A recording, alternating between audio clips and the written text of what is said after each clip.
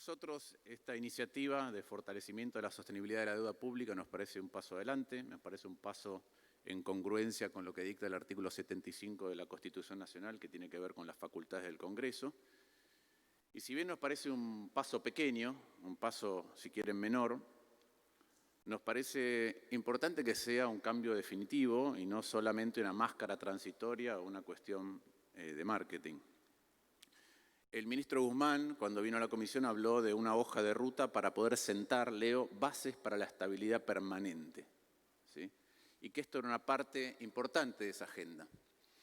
¿Qué es lo que viene a hacer esta ley? Colocar una suerte de rector institucional, es decir, como tienen las plantas, para que no se desvíen del buen crecimiento, es decir, sujetarse más y limitar la discrecionalidad de la Administración Nacional. Ahora bien, en tiempos muy recientes, por eso hablo de máscara, esa misma institucionalidad fue víctima de excepciones, ¿no? Primero en la ampliación presupuestaria que se votó acá, admitimos las emisiones por afuera de la Ley de Administración Financiera, que es la 24.156, algo que el ministro había criticado cuando Cambiemos trató de hacer lo mismo, o algo similar modificando la Ley de Administración Financiera. En ese momento se quiso votar una ley, acá se votaron excepciones.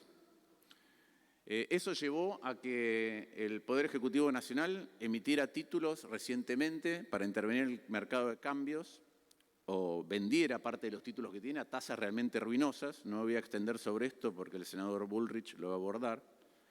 Otro ejemplo de esta institucionalidad que se contradice o se desdice es que en el presupuesto que se votó hay 3 artículos, el 19, el 20 y el 21, en donde se dieron de baja elementos significativos de las leyes de responsabilidad fiscal. Por ejemplo, el límite al gasto, el límite al déficit, el fondo anticíclico y los límites al nombramiento de empleados públicos. Entonces, lo que escribimos con la mano lo estamos borrando con el codo. Queremos realmente tener más andamiaje institucional, más rectores de esa planta que corrigen algunos de los problemas que Argentina trae desde antes. Y esto, como decía antes, me parece, esta ley de hoy, este proyecto, es una parte muy menor de eso que tenemos que hacer, mientras deshicimos otras partes que son igual o más importantes. Entonces, este proyecto nace con ese vicio, nace con el vicio de crear instituciones, rectores, que después decidimos no respetar. Y se puede deducir que son circunstancias extraordinarias, pero precisamente en las circunstancias extraordinarias donde necesitamos esos rectores. Si no, no necesitamos, tenemos mucho más margen de acción y creemos que esa es una primera y gran contradicción que tiene este proyecto de ley. Yendo al contenido, a la discusión real de si perfeccionamos o no ese marco de sujeción institucional, hay que decir que esta ley, cuyos 2 artículos principales mencionó el miembro informante, es nada más que la eliminación y un agregado del artículo 60 de la Ley de Administración Financiera. Nada más que eso. Entonces, la verdad es que si quisiéramos trabajar en serio, lo que podríamos hacer es trabajar sobre aquellas cosas que han quedado desactualizadas de la Ley de Administración Financiera, entre otras cosas, ¿sí? Y tienen en nosotros la voluntad de hacer ese trabajo. De hecho, en esta comisión opinó el senador Julio Martínez y después opiné yo sobre un artículo que se iba a incorporar y dijimos que era una restricción que tenía problemas.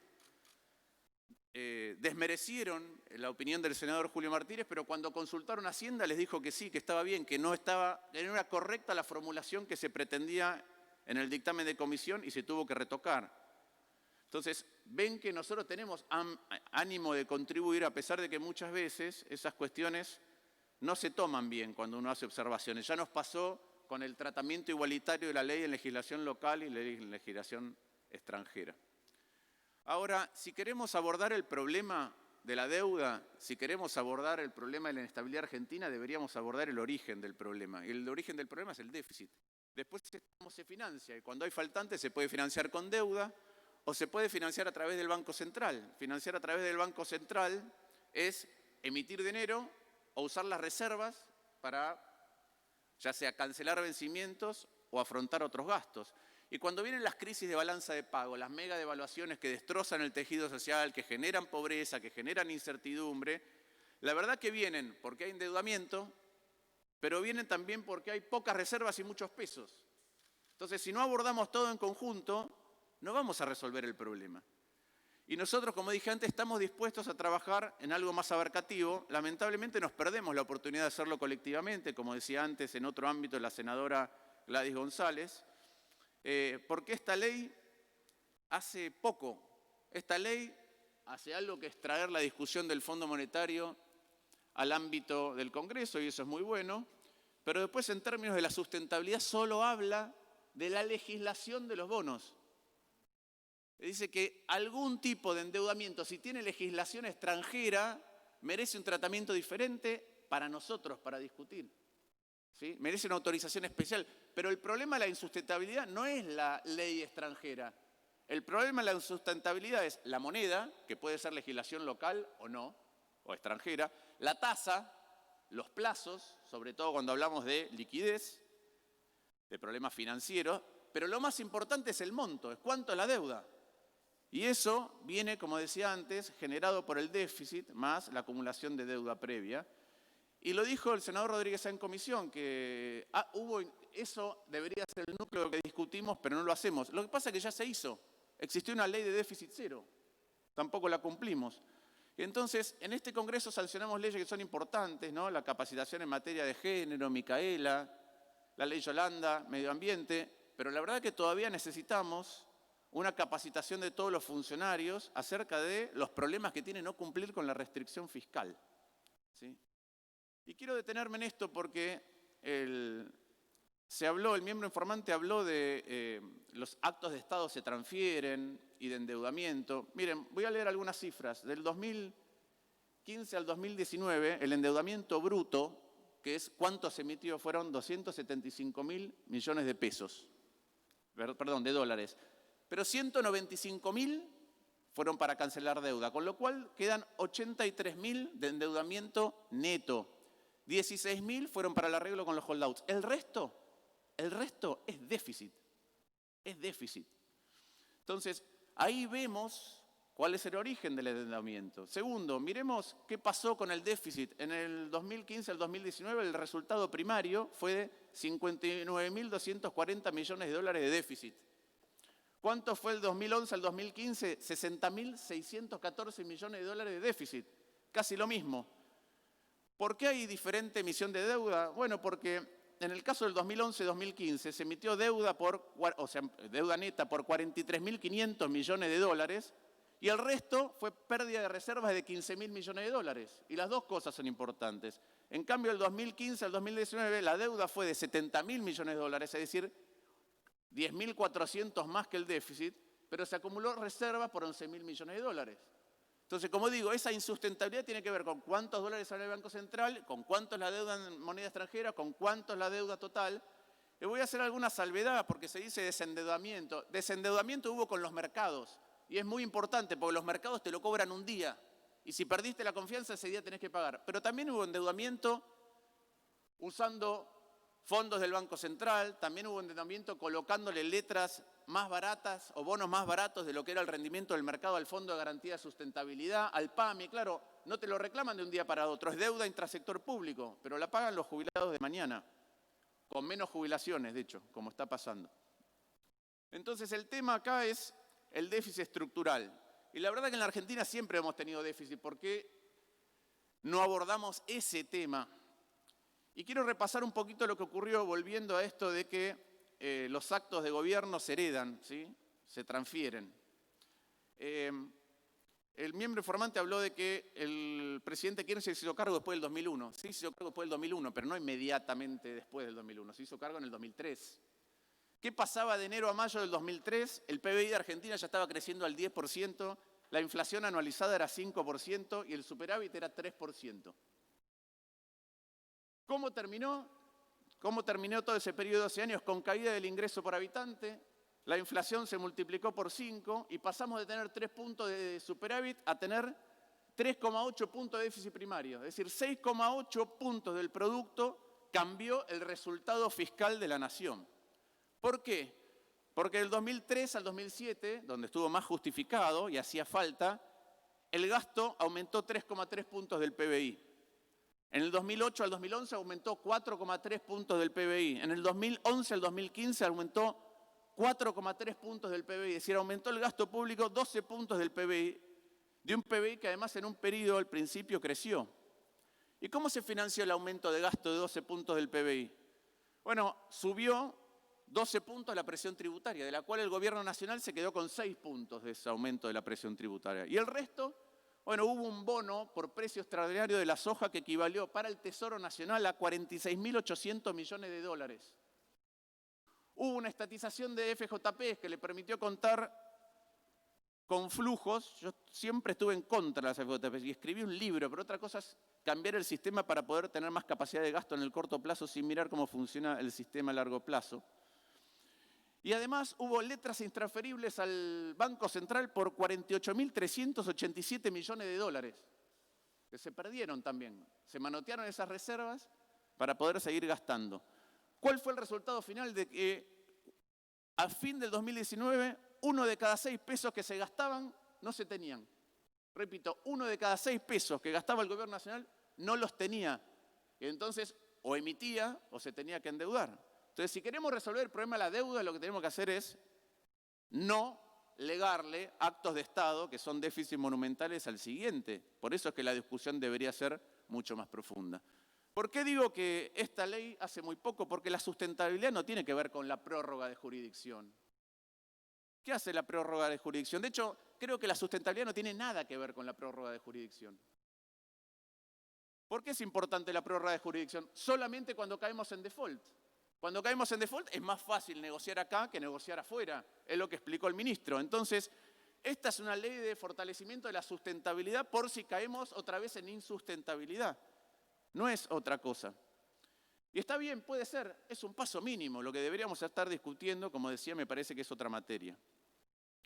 Y ahí quiero entrar en algunos temas de doble vara, ¿no? El ministro dijo que se recurrió al fondo pensando que iba a bajar el costo del endeudamiento de la Argentina generando confianza, y no la generó, y es cierto. También la renegociación de la deuda se pensó que iba a bajar la desconfianza, y no ocurrió. Y de hecho, hoy tenemos, desde el arreglo, Argentina tiene 10.000 millones de dólares más de deuda, ¿sí? Y además de esos 10.000, el año que viene vamos a tener que financiarnos en los mercados casi 3 puntos del PBI de acuerdo al presupuesto. Entonces la pregunta es si con estas tasas y con esas perspectivas no necesitamos también un buen análisis de sustentabilidad que el ministro dijo que le iba a presentar con el presupuesto plurianual. Entre eso, además, como dije antes, se hicieron las colocaciones de bonos más caras en mucho tiempo, ¿no? Para que nos demos una idea, yo critiqué el bono Century, el bono a 100 años. Tuvo un rendimiento que era la mitad de las colocaciones que hizo recién en estos días el Ministerio de Economía, y todo esto sin tanto control parlamentario, ¿no? Esas colocaciones que se hicieron. Se habló de salida de capitales. Del 2008 al 2011 salieron 70.000 millones de dólares de capital. Del 2011 al 2015 se perdieron, incluyendo el rubro turismo, por tener tipo de cambio desdoblado, 42.000 millones de dólares, ¿sí? Este año hay pérdida de reserva de 5.900 millones de dólares, de los cuales 3.000 son lo que se denomina formación de activos externos, o a veces ustedes le dicen fuga de capitales. Entonces se habla de la financiarización de la economía. Del 2011 al 2015, para ser claros, y estoy diciendo todo esto para que nos demos cuenta de que el problema es mucho más complejo y grave, que no es solo de una administración, sino que es acumulación de cosas. Siempre se habla de la financiarización de la gestión Cambiemos. Del 2011 al 2015 la producción industrial cayó 5,7%, la de comercio 3,9%, la de la construcción 1,6%, el sector financiero subió 8,7%. Entonces, de todas estas cosas no hablamos. Son visiones parciales cuando vemos que el problema de la Argentina es mucho más estructural. Y como decía, esta ley no garantiza la sostenibilidad, porque no estamos discutiendo la sostenibilidad, estamos discutiendo qué pasa si volvemos a ser insostenibles. Y cuanto más limitado sea lo que tienen los extranjeros de títulos públicos, más fácil es negociar. Sí, está claro. Pero la tarea nuestra es no caer en insustentabilidades que le cuestan tanto a la sociedad argentina. Entonces, ¿esta es una hoja de ruta para poner las cuentas en orden? No, la verdad que eso nos lo debe todavía el ministro, porque entre el déficit de este año y el año que viene son 15 puntos del producto de déficit en 2 años. Y la verdad que el tema del Fondo Monetario es importante. De hecho, Argentina tuvo 22 programas en casi 60 años con el Fondo Monetario, y estuvimos 40 años bajo la tutela del Fondo Monetario. Y ahí hubo gobiernos de todo signo y color político. ¿Sí? Ahora no se entiende bien por qué esta ley solamente para el Fondo Monetario, porque la deuda con el Banco Mundial, la deuda con el BID también importa o afecta a muchos gobiernos y por eso también había que discutirla, o con la CAF. Uno supone que es porque hay condicionalidades, pero sobre las condicionalidades no vamos a discutir, solamente aquellas cosas que requieran ley del Congreso, como por ejemplo la seguridad social, ¿no? Que es algo que se está viendo cómo se viene ajustando. Entonces, la verdad es que este problema del Fondo Monetario es de múltiples gobiernos y es cierto que Néstor Kirchner se lo sacó de encima pagando en efectivo, ¿sí? Pero después endeudándose a tasas que eran el doble de la que costaba el Fondo Monetario. Sí, de hecho, esa insustentabilidad en la que caímos, se ven que usamos 10.000 millones de dólares para pagar al Fondo Monetario y 5 años después tuvimos que poner un cepo porque no había reservas. 5 años después de pagarle cash al Fondo Monetario se puso un cepo porque no había reservas. Entonces, eso también es la herencia de los actos de Estado. Y ojalá discutamos procesos más integrales. Senador, ¿puede ir redondeando? Ya termino. Discutamos cosas más integrales que resuelvan los problemas, pero no faltemos a la verdad en las discusiones, ¿sí? Porque el acuerdo con el Fondo Monetario puede ser bueno o malo, puede haber sido en mal momento, puede haber estado poco discutido, pero la verdad es que la documentación está en el GEDO, que es el sistema digital de los documentos públicos. La ley de administración financiera actual no exige que eso venga al Congreso, lo dice expresamente. Y el Banco Central es parte de las negociaciones con el Fondo, entonces tampoco se aplica el artículo 61 de la Ley de Administración Financiera. Y si es para qué se usó el acuerdo con el Fondo, voy a leer rápido. De los 44.150 millones de dólares, letras en dólares vencían 15.289, Bonar 10.750, otros bonos en dólares 5.707, organismos multilaterales 3.185, el bono discount 1.577, deuda en pesos por 6.000 millones de dólares. Y el resto, muy poquito, 1.628 no se usó para cancelar deuda, 1.628 millones de dólares que entre otras cosas se usó para pagar importación de gas en dólares. Entonces, la verdad es que acá tenemos que discutir cosas más profundas. Nosotros estamos dispuestos a discutir esas cosas más profundas y ojalá este sea apenas un primer paso, ojalá podamos trabajar en conjunto para resolver estas cuestiones que en economía a veces hay malas situaciones y son asintomáticas, a veces son asincrónicas y la única manera de abordarlas es con una vocación colectiva y una institucionalidad que nos limite los comportamientos que son viciosos, ya sea para el propio gobierno o para futuros gobiernos. Muchas gracias. Gracias, senador Martín Lustó. Tiene la palabra ahora el senador